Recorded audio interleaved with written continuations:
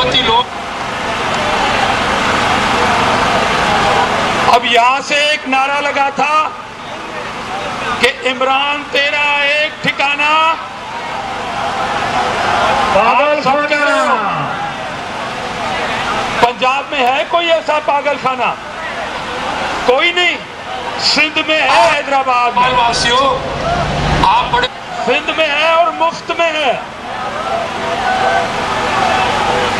अच्छा अच्छा अच्छा।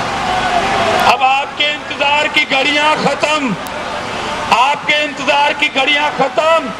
अब एक कौमी नारा जो मैंने आपको बताया, एक रिपोर्ट आई है कि नियाजी साहब जब तालियां नियाजों की सुनते हैं बजते हुए, आवाज बड़ी गाना बजाती है तो वो चिढ़ जाते हैं।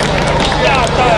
अरे खानेदार के लोग भी जिद्दी हैं। गिर गई वो कहते हैं कि हम बिलावल के नाम पे तालियां बजाएंगे। आप बेशक चिढ़े, हाँ हाँ चोट लगी यार उसको, किसी ने वो बहुत चिढ़ जाएगा। भले चिढ़े।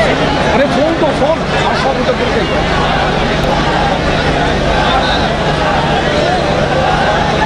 ये वो दो मुझे छोटा ही फोन दो। अबे ड्रोन लग गया उसको मुंह पे, ड्रोन।